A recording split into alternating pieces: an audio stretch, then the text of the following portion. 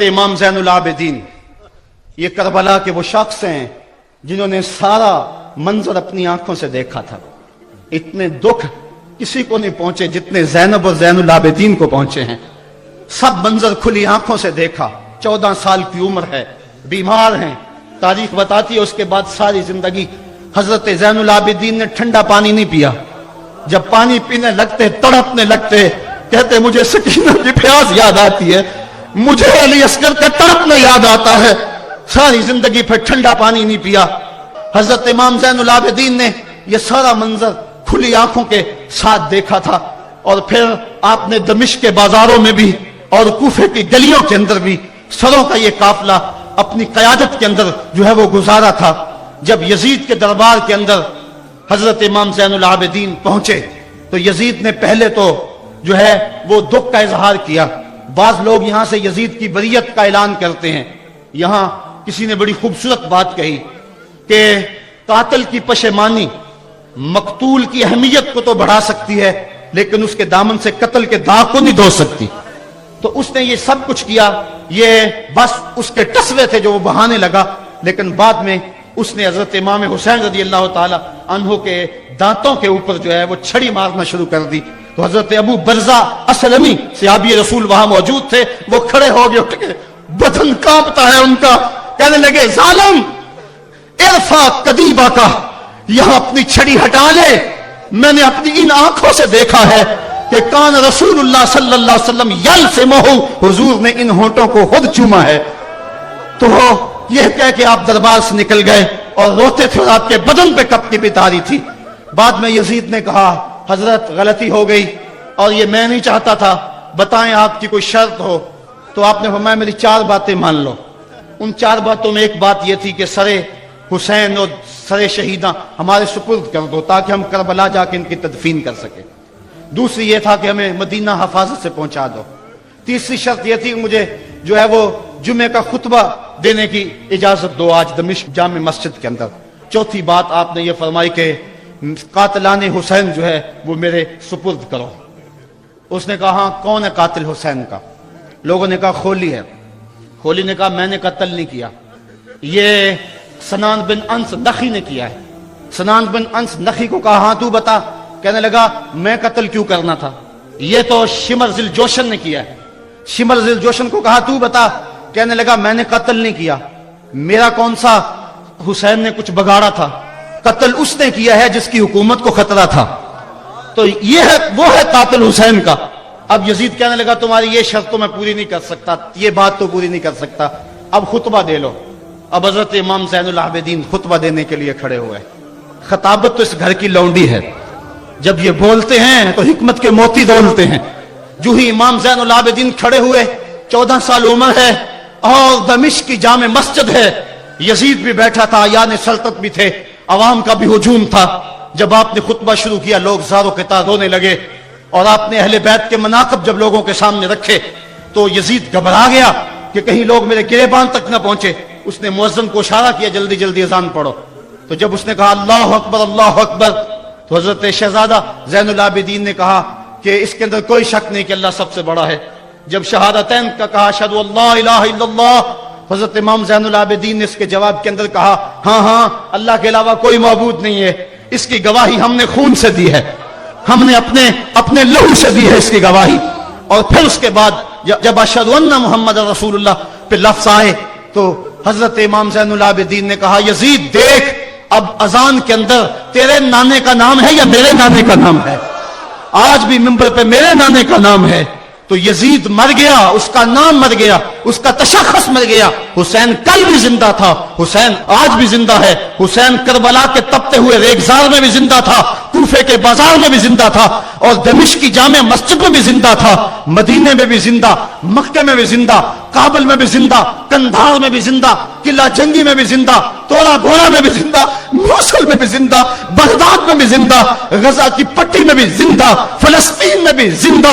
आज हुसैन की जिंदगी और हुसैन का बातपन दुनिया को बता रहा है, बुश को बता रहा है तेरे मुंह पे तमाचा हुसैन मारेगा। जमाना बताएगा कि हुसैन कल भी जिंदा था, हुसैन आज भी जिंदा है। हुसैन की फिक्र लेके उठो और पूरी दुनिया पे چھا جاؤ اور زمانے کو بتاؤ کہ ہم حسین ابن علی کے سپاہی ہیں. صرف محرم کے دن آنسو بہا لینے سے کچھ نہیں ہوگا. کیا صرف محرم حسین کا مہینہ ہے؟ نہیں، سب پورا سال حسین کا ہے، پوری زندگی حسین کی ہے، پورے زمانے حسین کے ہیں. یہ صرف عاشور کا دن یا عاشور کی شب ہی حسین کی نہیں، سارے زمانے حسین کے ہیں. کل بھی حسین کا تھا، آج بھی حسین کا ہے، کل بھی حسین کا ہوگا. آؤ اٹھیں، قرآن کو لے کر کے حسین ابن علی نیزے کی نوک پر بھی چڑھ کے قرآن سنایا، اور آج ہم اسی قرآن کی دعوت کو لے کر کے اٹھیں اور حسین ابن علی کے پیغام کو گھر گھر پہنچ. حضور کا جب وصال ہوتا ہے تو حضرت زید بن عبداللہ اپنے باغ کو پانی دے رہے ہیں تو کسی نے جا کے ان کو کہا کہ حضور کا انتقال ہو گیا ہے. تو انہوں نے یوں ہاتھ اٹھا کے کہا اللہم اذہب بصری حتی لا ارا بعد حبیبی محمد احدا. اے اللہ میری آنکھوں کی بینائی اچک لے، مجھے نہیں چاہیے یہ آنکھیں، حضور کے بغیر میں اب کسی اور کو نہیں دیکھنا چاہتا. اللہ تعالیٰ نے ان کی آنکھوں کی بینائی ان کی دعا پر جو ہے وہ واپس لے لی. کچھ لوگ ان کا حال پوچھنے گئے، جب پتا چلا ان کی بینائی چلی گئی ہے تو انہوں نے کہا بڑا افسوس ہوا ہے کہ تمہاری آنکھوں کی بینائی جاتی رہی. تو فرمانے لگے تمہیں افسوس ہوگا، مجھے تو کوئی افسوس نہیں، میں حضور کے چہرے کے بغیر کچھ دیکھنا ہی نہیں چاہتا. یہ پیار کی وہ انوکھی داستان ہے کہ جو آپ کو کائنات میں کہیں بھی نہیں ملے گی. حضرت حسان بن ثابت رضی اللہ تعالیٰ عنہ کے اشعار پڑھیں جو حضور کے وصال پہ انہوں نے کہے ہیں. اس میں وہ فرماتے ہیں حضرت حسان بن ثابت کاش کہ مجھے کالا سانپ لڑ جاتا اور میری زندگی کا خاتمہ کر دیتا. سیدہ فاطمہ کہتی ہیں سبت علیہ مصائب لو انہا سبت علی الایام سرنا لیالیا، کہ میرے اوپر وہ مصیبتوں کے پہاڑ ٹوٹ پڑے ہیں، اگر وہ مصیبتیں جو ہے وہ روشن پر پڑتی تو وہ بھی سیاہ راتیں بن کے رہ جاتی. تو یہ محبتوں کی کیفیت، انسان تو انسان رہے. وہ غضبہ نامی اونٹنی جس پہ حضور سواری کیا کرتے تھے تو وہ حضرت سیدہ فاطمہ کی دہلیز پہ سر رکھ کے باقاعدہ آنسو بہایا کرتی تھی. وہ یافور نامی حضور کا دراز گوش قبیلہ بنو سلیم کے کنویں میں چھلانگ لگا کے اپنا خاتمہ کر لیتا ہے. جب حضور چلے گئے ہیں تو ہم نے جی کے کیا لینا ہے. حضرت امام احمد بن حنبل نے اپنی مسند کے اندر لکھا ہے کہ حضور کے گھر میں ایک چھوٹا سا ممولا تھا. جب حضور گھر آتے تو وہ کسی گوشے میں بیٹھ کے حضور کو دیکھتا رہتا، اور آقا کریم علیہ السلام جب گھر سے چلے جاتے اس طرح تو وہ مضطرب ہو جاتا. کبھی چارپائی پہ آ جاتا، کبھی چھت پہ، کبھی نیچے، کبھی دائیں، کبھی اوپر. جب آقا کریم علیہ السلام دوبارہ گھر آتے فساکانا تو اس کے دکھی دل کو قرار آ جاتا. اور اگر محبتوں کی کہانیاں اور الفتوں کی دل آویز داستان کو چھیڑنے لگوں تو میں تمہیں ایک ایسی البیلی اور انوکھی کہانی سناؤں گا جس کو حضرت امام بخاری نے اپنی صحیح سند کے ساتھ روایت کیا ہے کہ مسجد نبوی کا ماحول ہے. آقا کریم علیہ السلام منبر پہ جلوہ فراز ہوئے. ابھی خطبے کا آغاز ہی ہوا ہے کہ ایک جانب سے سسکیوں کی آواز آنے لگی، کوئی پھوٹ پھوٹ کے رو رہا ہے. صحابہ دائیں بائیں دیکھتے ہیں، رونے والا نظر نہیں آتا، اور رونے والا اس درد سے روتا ہے کہ سینوں کے اندر کلیجے پھٹتے دکھائی دیتے ہیں. اس کے لہجے میں گداز اتنا ہے اور درد اتنا ہے کہ صحابہ دائیں بائیں دیکھتے ہیں، رونے والا نظر بھی نہیں آتا، لیکن اس کے رونے کی ہچکیاں اور سسکیاں زہرا گداز ہیں، کلیجہ پگھلا دینے والی ہیں. اللہ اکبر. فنزل النبی صلی اللہ علیہ وسلم عن المنبر، حضور منبر سے نیچے اترے. آج پہلا دن تھا کہ حضور کے لیے منبر بنا تھا. حضور منبر پر بیٹھے تھے. پہلے کھجور کے ایک تنے کے ساتھ ٹیک لگا کے حضور واز کیا کرتے تھے. آج منبر بنا تو اس کو ایک سمت رکھ دیا گیا. رونے والا یہ وہ خشک تنا تھا جو حضور علیہ الصلوۃ والسلام کی جدائی کے اندر تڑپ رہا تھا. اس تنے ہنانا در ہجر رسول ظالمی نالت چوں ارباب عقول. رومی کہتے ہیں کہ اس تنے ہنانا عاقل لوگوں کی طرح سسکیاں لے کے رو رہا ہے. آقا کریم علیہ السلام آئے اور اس تنے کو حضور نے اپنی باہوں میں لے لیا. جس طرح کوئی بچہ بچھڑا ہوا ماں کی گود میں آ جائے تو اس کی گھگی بن جاتی ہے، اس طرح اس کی گھگی بند گئی اور آقا کریم اس کے اوپر اپنا ہاتھ پھیرتے رہے اور بتدریج اس کی سسکیاں اور اس کا رونا کم ہوتا رہا. پھر تھوڑی دیر کے بعد آقا کریم دوبارہ منبر پہ آئے. صحابہ سے ارشاد فرمایا کہ اے میرے صحابہ لو لم افعل ہاکذا لہن الی یوم القیامہ، اگر میں منبر سے اتر کر کے اپنے عاشق زار کو یوں تسلی نہ دیتا یہ قیامت تک روتا رہتا. حضرت امام محمد بن سیرین ایک بزرگ ہوئے ہیں. آپ فرمایا کرتے تھے کہ جب حضور کی محبت کا عالم یہ ہے کہ خشک لکڑیوں کو بھی جدائی برداشت نہیں ہے تو حضور علیہ السلام کے جو غلام ہیں پھر ان کی محبت کا عالم کیا ہوگا. کربلا کے میدان میں حضرت امام حسین کے پاس ایک شکی آیا اور بڑی دیدہ دہانی سے کہنے لگا کہ دیکھو فرات کی نہر، اس کی لہریں اور اس کی موجیں اپنی پوری روانی کے ساتھ بہ رہی ہیں اور تمہیں ایک گھونٹ بھی نہیں ملے گا. تو حضرت امام حسین رضی اللہ تعالیٰ عنہ جو پیاس کاٹ رہے تھے، آپ کا خاندان پیاس سے بیٹھا تھا اور اللہ پر صابر تھے، آپ غصے اور جلال میں آئے اور ایسے ہاتھ اٹھائے اور کہا مالک آل محمد کو تانے دے رہا ہے، حوض کوثر کے وارثوں پہ بات کر رہا ہے. اللہم امت ہو اتشانن، اے اللہ اس کو پیاسا مار. بس یہ لفظ زبان سے نکلنے تھے کہ اس کا گھوڑا بدکا اور رکاب میں اس کا پاؤں پھنسا اور وہ چیختا روتا رہا اور پانی پانی پکارتا رہا اور اس حالت کے اندر مر گیا.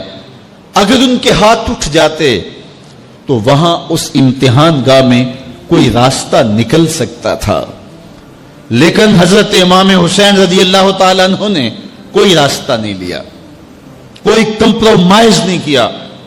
آپ نے فرمایا کہ ایک ہی بات ہے کہ میں یزید کے ہاتھوں میں ہاتھ نہیں دوں گا. یزید کا اصرار یہ تھا کہ تم میری بیعت کر لو، میں تمہیں سب کچھ دوں گا. بہت سارے لوگ ہم نے دیکھے ہیں کہ جب وہ باطل کے خلاف کھڑا ہونے کی بات کرتے ہیں تو ان کی گفتگو میں بڑا تن تنا ہوتا ہے، ہم یہ کر دیں گے، ہم وہ کر دیں گے. لیکن جب حکومت وقت ان کا میٹر کاٹ دے تو پھر وہ یو ٹرن لے لیتے ہیں. وہ اتنی تکلیف بھی گوارا نہیں کرتے جو چمک چمک کے بات کر رہے ہوتے ہیں. میں سلام نہ کر لوں، بیٹوں کی گردنیں کاٹ دی گئی، حسین نے پھر بھی یو ٹرن نہیں لیا ہے، حسین نے پھر بھی راستہ تبدیل نہیں کیا ہے. استقامت کا کوہ گرا بنے رہے اور اس امتحان گاہ میں حضرت امام حسین رضی اللہ تعالیٰ عنہ نے جس پامردی کے ساتھ، جس جرت کے ساتھ قیام کیا وہ تاریخ کا ایک انوکھا باب ہے. میں ایک بات کہا کرتا ہوں کہ لوگ سر بچانے کے لیے ہاتھ دے دیتے ہیں، لیکن امام حسین نے ہاتھ بچانے کے لیے سر دے دیا اور یزید کے ہاتھ میں ہاتھ نہیں دیا. یہ سرخوری تھی جو انہوں نے کہا کہ یہ کیسے ہو سکتا ہے. آپ کے لفظ ہیں وَمِثْلِي لَا يُبَايِعُ، کہ میرے جیسے لوگ یزید جیسے لوگوں کے ہاتھ پر بیعت کیسے کر سکتے ہیں. یہ بات ذہن میں رکھیے کہ یہ جو مسلح کی امامت ہے یہ امامت صغرا ہے، چھوٹی امامت ہے. اس میں تو اگر امام کی داڑھی کا سائز چھوٹا ہو، حد شریعت سے کم ہو، تو اس کے پیچھے نماز نہیں پڑھی جاتی. اگر وہ اچھی طرح سے پاؤں نہیں لگاتا ہے تو اس کے پیچھے نماز نہیں پڑھی جاتی.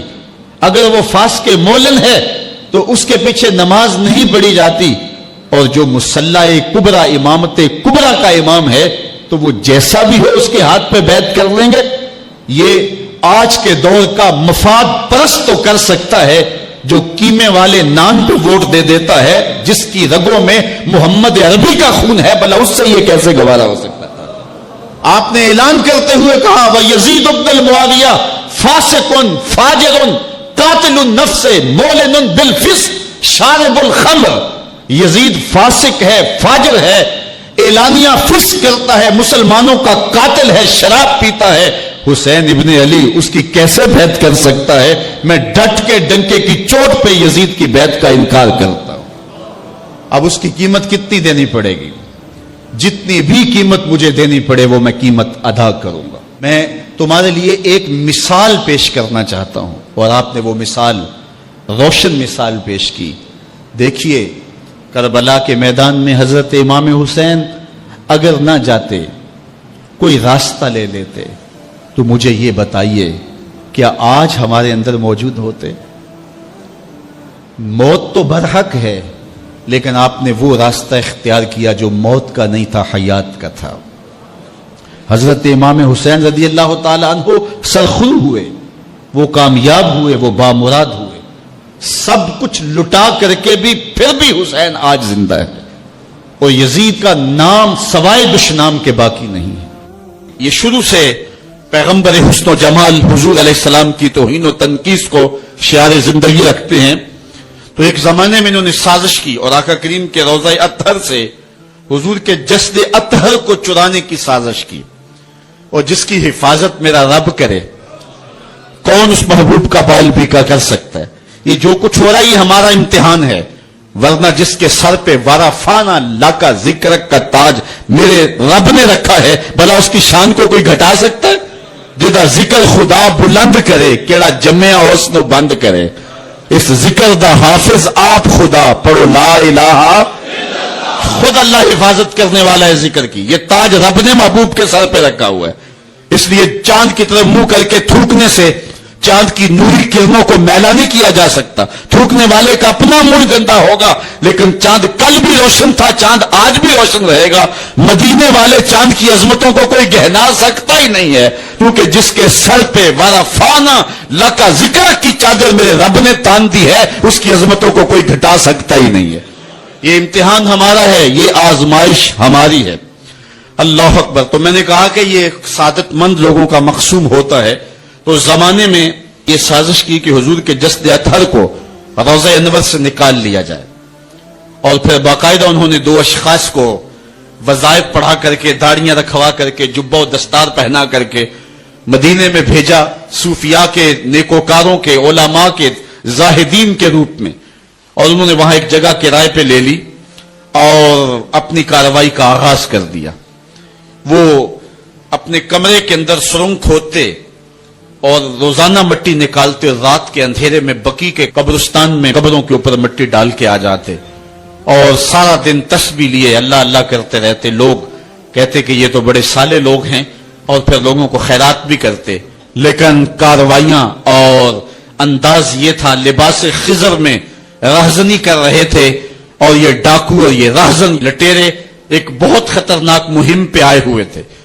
جب وہ بالکل قریب پہنچ گئے، اور ایک روایت میں آتا ہے کہ حضرت عمر کے پاؤں کا انگوٹھا بھی ننگا ہو گیا، حضور علیہ السلام سلطان نور الدین زنگی کو خواب میں ملے، اور ان کی شکلیں دکھائی کہ یہ 2 موذی مجھ کو تکلیف دے رہے ہیں۔ تو سلطان فوراً اٹھا اور کہا مدینے میں کوئی غیر معمولی واقعہ ظہور پذیر ہوا ہے، اور اس نے جلدی سے کچھ سواروں کو اپنے ساتھ لیا اور کچھ خزانہ ساتھ لیا، اور فوجوں کو حکم دیا کہ وہ تیار ہو کر کے جلدی میرے پیچھے آئیں۔ مدینے میں پہنچ کر کے اس نے دعوت عام کر دی اور لوگوں کو کہا کہ آؤ میرے دسترخوان نعمت سے کھاؤ، اور لوگوں کو خیرات کرنے لگا۔ سارا مدینہ اس کے پاس آیا، لیکن جو شکلیں اس نے دیکھی تھی اس کو وہ نظر نہ آئیں۔ وہ بار بار پوچھتا تھا کوئی رہ تو نہیں گیا؟ لوگوں نے کہا کہ نہیں، سارے جو ہیں وہ آپ سے خیرات لے گئے ہیں۔ ہاں 2 شخص ایسے ہیں کہ جو بہت بڑے سخی ہیں، ان کو تو ضرورت ہی نہیں آپ کی دہلیز پہ آنے کی۔ بادشاہ نے کہا مجھے دکھاؤ وہ کون ہے۔ بادشاہ کو شک گزرا یہ وہی تھے۔ جب سامنے آئے تو بادشاہ نے فوراً پہچان لیا، کہا کہ میں تمہارے ڈیرے پہ جہاں تم رہتے ہو وہاں جانا چاہتا ہوں۔ بادشاہ تفتیش کرنا چاہتا تھا، جب دیکھا تو تسبیحیں لٹکی ہیں، مصلے بچھے ہوئے، قالین بچھے ہوئے ہیں۔ تو بادشاہ مصلہ اٹھایا، قالین اٹھایا تو نیچے پھٹا تھا، جب پھٹا اٹھایا تو نیچے سرنگ تھی۔ پھر بادشاہ نے ان کو جانوروں کے پیچھے بندھوا کر کے چروا دیا، اور میں نے تاریخ میں پڑھا سلطان نور الدین زنگی مدینے کی گلیوں میں پھر اس کے بعد روتا پھرتا تھا، اور اس کی آنکھوں میں آنسو تھے، اور کہتا تھا یا رسول اللہ تمہاری مہربانی کہ یہ ڈیوٹی میرے ذمہ لگائی ہے، ورنہ کائنات بھری پڑی تھی۔ یہ سعادت مندی میرا مقدر کہ اس نوکری کے لیے مجھے منتخب کیا ہے۔ ہمارے اسلاف، ہمارے بزرگ، اس دور کے شہنشاہ، اس دور کے بادشاہ اتنی جرأت اور اتنی عظیمت رکھا کرتے تھے، اور آج ہماری کمزوریاں نے دشمنوں کو دلیر کر دی ہے۔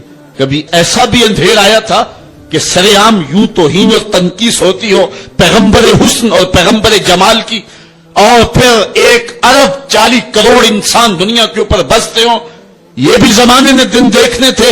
اس وقت ہمارا المیہ یہ ہے کہ ہمارے پاس عالم لیڈر کوئی نہیں ہے، عوام کے جذبے یقیناً دیکھنے کے۔ سیریا کے بچوں کو میں نے دیکھا کہ وہ چھوٹے چھوٹے بچے، انہوں نے ہاتھوں میں کتبہ پکڑا ہوا ہے، اور میں اس منظر کو دیکھ کر کے کتنی دیر تک سکتے میں رہا۔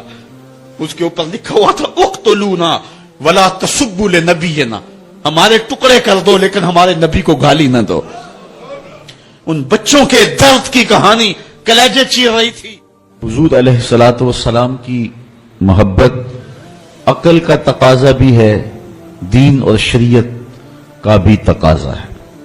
حضور کا جو فرمان نور آپ کے سامنے رکھا، اس میں حضور علیہ السلام نے ارشاد فرمایا، لا یؤمن احدکم حتی اکون احب الیہ، تم میں سے کوئی شخص اتنی دیر تک کامل مومن نہیں ہو سکتا جب تک میں اس کو محبوب نہ ہو جاؤں، من والدہ و ولدہ والناس اجمعین، اس کے والد سے، ماں باپ سے، اس کی اولاد سے، یہاں تک کہ کائنات کے ہر شخص سے زیادہ جب تک میں محبوب نہ ہو جاؤں، ایمان کی تکمیل نہیں ہو سکتی۔ حضرت سیدنا عمر رضی اللہ تعالیٰ عنہ نے بارگاہ رسالت مآب صلی اللہ علیہ وسلم میں عرض کی، لَأَنْتَ یا رسول اللہ صلی اللہ علیہ وسلم احب الی من کل شیء الا نفسی، حضور آپ مجھے کائنات کی ہر شے سے زیادہ محبوب ہیں، لیکن میں جو اپنی کیفیت پا رہا ہوں وہ آپ کے سامنے رکھ رہا ہوں، مجھے اپنی جان سے زیادہ آپ محبوب نہیں ہیں۔ تو حضور نے ارشاد فرمایا، لا والذی نفس بیدہ حتی اکون احب الیک من نفسک، عمر مجھے قسم ہے اس ذات کی جس کے قبضے میں میری جان ہے، اتنی دیر تک تمہارا ایمان مکمل نہیں ہوگا جب تک سب سے زیادہ میں محبوب نہ ہو جاؤں۔ حضرت عمر رضی اللہ تعالیٰ عنہ نے عرض کی، الآن احب الی من نفسی، حضور اب جو ہے وہ آپ مجھے اپنی جان سے بھی زیادہ آپ محبوب دکھائی دے رہے ہیں۔ حضور نے فرمایا، الآن یا عمر، عمر اب تمہارا ایمان مکمل ہو گیا ہے۔ تو جب تک کائنات میں سب سے زیادہ حضور محبوب نہیں ہو جاتے تو ایمان کی تکمیل نہیں ہوتی۔ آقا کریم علیہ السلام کی مجلس نور سجی ہے۔ حضرت انس بن مالک رضی اللہ تعالی عنہ روایت کرتے ہیں، ایک شخص آیا اور حضور کی خدمت میں عرض گزار ہوتا ہے، متی الساعہ یا رسول اللہ، اے پیارے رسول صلی اللہ علیہ وسلم، قیامت کب آئے گی؟ اگر ایک طالب علم پوچھ رہا ہو کہ استاد جی امتحان کب ہوں گے، تو اس کا مطلب صاف صاف یہ ہے کہ اس نے بھرپور تیاری کر رکھی ہے اور بے چینی سے اسے امتحانات کا انتظار ہے۔ تو اس نے کہا، متی الساعہ، قیامت کب آئے گی؟ تو حضور نے اس کو جو جواب دیا، فرمایا، ما عادت لہا، قیامت کا پوچھ رہے ہو، اس کے لیے تیاری کیا کر رکھی؟ تو شخص کا جواب سنیے، اس نے عرض کی، ما عادت لہا من کثیر صلاۃ ولا صوم ولا صدقہ ولکن احب اللہ ورسولہ، میں قیامت کی تیاری کے لیے نمازوں، روزوں اور صدقات کی کثرت نہیں رکھتا۔ بعض ہمارے خطبہ جوش خطابت میں کہہ دیتے ہیں کہ اس نے کہا کہ یا رسول اللہ، نہ میں نمازیں پڑھی ہیں نہ میں روزے رکھے ہیں۔ یہ کیسے ہو سکتا ہے کہ ایک صحابی رسول ہو اور وہ نماز نہ پڑھتا ہو اور وہ روزے نہ رکھتا ہو؟ اس نے روزوں اور نمازوں کی کثرت کی دفی کی ہے۔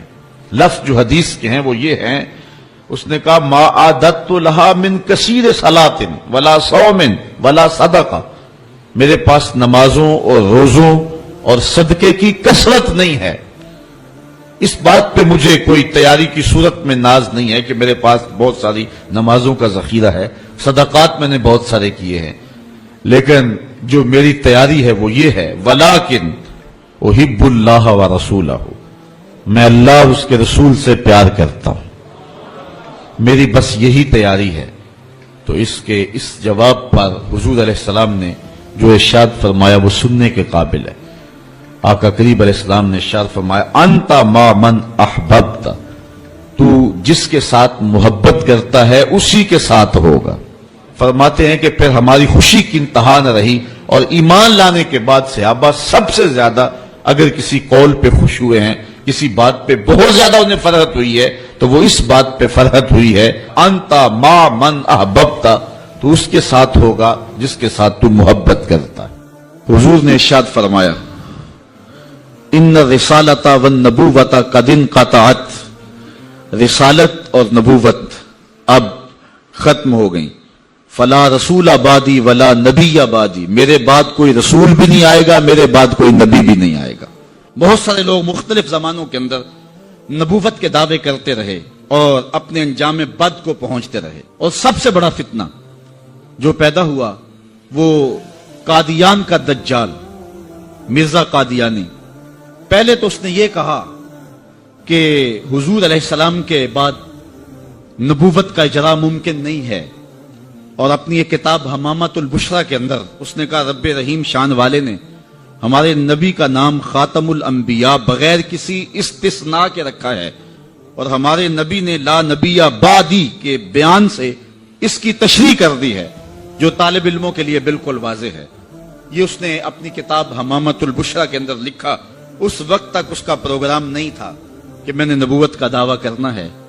بعد میں آپ کی سیالکوٹ کی کچہری میں ہی وہ ملازم تھا، اور میں اگر تاریخ کے ابواب کھولوں تو بات لمبی ہو جائے گی. کچھ لوگوں کا انٹرویو ہوا، وہ کامیاب ٹھہرا، اور پھر اس نے پہلے راستہ ہموار کرنا شروع کیا، اور پھر ایک دن اس نے کہہ دیا کہ بعثنی اللہ علی راس المئۃ لأجدد الدین، اللہ نے مجھے صدی کے سر پہ مبعوث کیا ہے کہ میں دین کی تجدید کروں.